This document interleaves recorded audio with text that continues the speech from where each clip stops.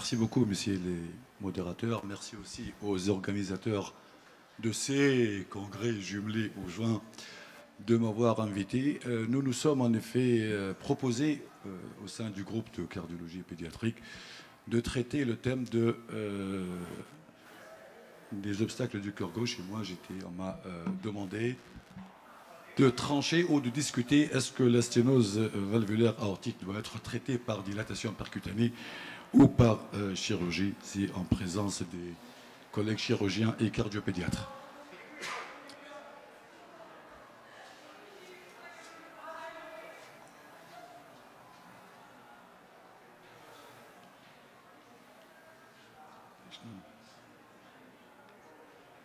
Alors, je n'ai jamais de conflit d'intérêts. Après, il faut rappeler quand on parle d'un sujet ou d'une anomalie, d'une malformation pas rare, finalement assez fréquente, elle représente les 2/3 des obstructions du cœur gauche, la sténose aortique en général, pourront être sous-valvulaire, valvulaire ou supravalvulaire. Mais aussi, il faut se rappeler que c'est une pathologie qui peut devenir significative avec l'âge, augmentant de prévalence en raison de l'évolutivité des lésions élémentaires. La sténose valvulaire peut être isolée ou associée à d'autres anomalies, en particulier des anomalies des obstacles étagés du cœur gauche, au maximum un complexe de Schoen et à l'extrême une hypoplasie du cœur gauche. Ça survient plus fréquemment si la valve est bicuspide et particulièrement sur un type particulier de la valve de la bicuspidie aortique, le type 1 de sévère. Il faut d'emblée distinguer deux scénarios, deux situations cliniques, celle de la sténose critique ou sévère du nouveau-né et la sténose valvulaire aortique chez l'enfant plus grand. Alors la sténose critique, ça s'annonce tout de suite par un tableau dramatique, très grave, la première semaine de vie, de l'insuffisance cardiaque sévère, du collapsus, d'un choc cardiogénique avec une acidose, etc. Et c'est une anomalie ductodépendante.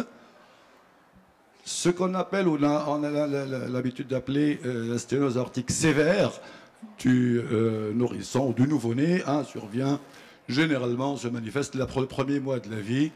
Elle n'est pas ductodépendante, mais chez un enfant, chez un nouveau-né, chez qui sont présents des signes d'insuffisance cardiaque, de difficultés alimentaires et de croissance. L'échocardiographie, bien sûr, est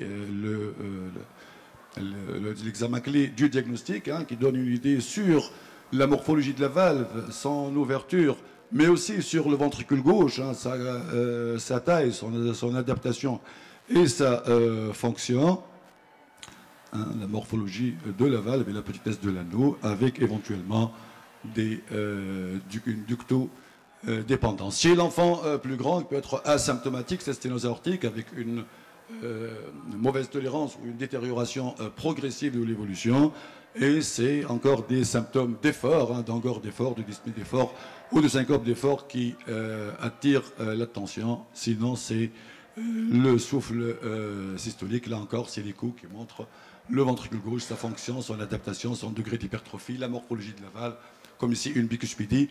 Le Doppler continu rend compte de la sévérité de l'obstruction. Alors, les indications d'intervention chez le nouveau-né, en cas de sténose critique, c'est une extrême urgence, une cardiopathie ductodépendante. Le nouveau-né est généralement en collapsus ou en état de choc. Et un conditionnement optimal est nécessaire, une perfusion immédiate de prostaglandine et l'usage d'inotropes positifs. Après, deux options s'offrent. Le traitement chirurgical, la valvulotomie chirurgicale, ou la plastie d'une façon générale chirurgicale, toujours conservatrice, chez ces nouveau-nés, ou la dilatation percutanée. Dilatation percutanée, ça est rentré dans cet arsenal à partir d'un papier publié il y a 40 ans, qui a déjà intéressé ce premier papier des enfants âgés de plus de 2 ans, et que cette dilatation a démontré son efficacité avec pratiquement sans complications majeures post-procédurales. Puis elle a été progressivement dans le temps comparée à la chirurgie, et elle a prouvé la dilatation qu'elle fait au moins jeu égal avec la chirurgie en matière de bénéfices hémodynamiques, mais avec un incontestable séjour en réanimation plus court dans le groupe traité par dilatation percutanée. Et c'est vrai que l'intervention en période néonatale et la dysfonction ventriculaire gauche à l'état de base initial, avec la persistance d'une sténose assez serrée et résiduelle, sont des facteurs de moins bon pronostic, je dirais, de la dilatation aortique chez le nouveau-né.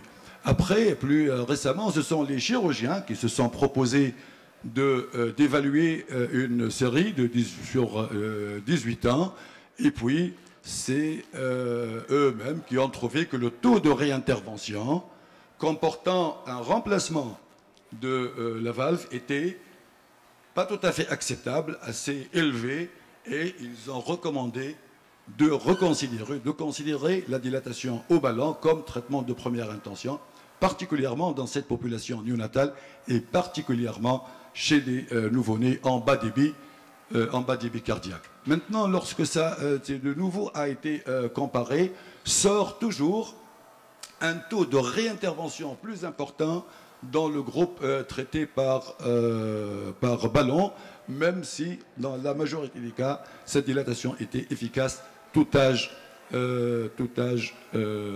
confondu. Cette dilatation il a été prouvé plus récemment qu'elle améliore la fonction ventriculaire gauche, comme attesté par cette étude utilisant le strain longitudinal, pour dire qu'il faut se rappeler que malgré qu'elle améliore la fonction ventriculaire gauche, cette dilatation au ballon a un moins bon avenir chez les patients, chez les nouveau-nés, chez qui on a eu besoin de drogues inotropes positives. Maintenant, l'autre reproche, les autres complications de la dilatation percutanée, c'est les complications vasculaires. On a besoin d'utiliser relativement de gros shit pour ces petites artères. Et ça a été décrit des dissections de l'artère fémorale, des obstructions, des thromboses de l'artère fémorale. Maintenant, plus récemment, l'abord axillaire a montré qu'on peut faire des procédures plus facilement, plus rapidement et surtout avec moins de complications vasculaires, de même que l'approche carotidienne. Maintenant, le succès n'est jamais à 100%. Il n'y a pas de grandes preuves scientifiques des facteurs de bon pronostic ou de bonne évolution, mais la morphologie de la valve, la nécessité d'intervention très précocement en période néonatale, la dysfonction ventriculaire gauche sont des paramètres de moins bonne évolution. Alors chez l'enfant plus grand, maintenant, on retient qu'il faut intervenir si on a un pic de gradient supérieur à 70 000 de mercure, ou si à moindre gradient, s'il y a des symptômes, seulement à partir de 50 mm de mercure de gradient pic à pic ou de surface aortique indexée inférieure à 0,5 cm² par mètre carré. Ce qui a été proposé à ces enfants, c'était la chirurgie qui se veut obligatoirement conservatrice, au mieux en conservant la valve native, c'est la meilleure valve. Si ceci n'est pas possible, le meilleur substitut de la valve est l'autographe pulmonaire. Mais là encore, tout âge confondu,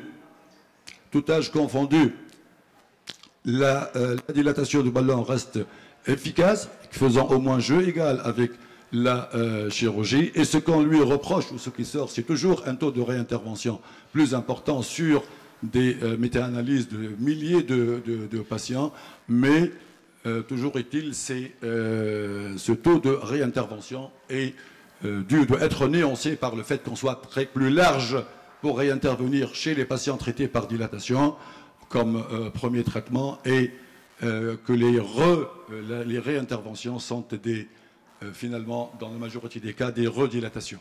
On peut activer la visio. Quelques cas dans notre département, un nouveau-né de 2 jours avec une sténose aortique critique, mais une morphologie suivante, favorable de la valve suivante, qui a été dilatée au ballon. Suivante, s'il vous plaît. Suivante. Et cette dilatation a permis de garder une bonne fonction ventriculaire gauche d'améliorer de façon spectaculaire l'état clinique de l'enfant et de faire passer le gradient de 100 mm de mercure à pratiquement 10 mm de mercure. Ce n'est pas toujours le cas chez le nouveau-né, on l'a dit. Idiot. Hein, ça, c'est un nouveau-né aussi âgé de 12 jours, mais avec un ventricule gauche très désadapté, qui dysfonctionne, qui était en situation critique, en état de choc sous zénotrope, qui a été dilaté, avec un résultat intermédiaire, on va dire, mais qui a permis d'améliorer sa fonction ventriculaire gauche, de faire adapter un peu son ventricule gauche et de faire réduire la surface, la fuite mitrale. On l'a repris quelques temps après. Là, chez l'enfant plus grand, une première dilatation peut ne pas donner un résultat optimal. On a refait une dilatation avec un ballon plus gros, avec un excellent résultat au dépend d'une fuite aortique modérée. On va voir si elle va nécessiter une réintervention. Voilà. Ma conclusion, c'est qu'il faut d'abord différencier deux présentations majeures, celle du nouveau-né et de l'enfant plus grand, qui a que les deux modalités thérapeutiques majeures, la dilatation au ballon et le traitement chirurgical conservateur. Dilatation au ballon, certainement, indiscutablement, je dirais, chez le nouveau-né, particulièrement en situation critique, mais elle reste efficace et safe chez l'enfant plus grand, permettant au moins de retarder une chirurgie si elle est nécessaire. Le plus gros taux de réintervention dans le groupe ballon, je rassure mes amis cardiologues, sont dus aux plus larges indications de réintervention et de toutes les façons, les réinterventions sont dans la majorité des cas des redilatations. Je vous remercie.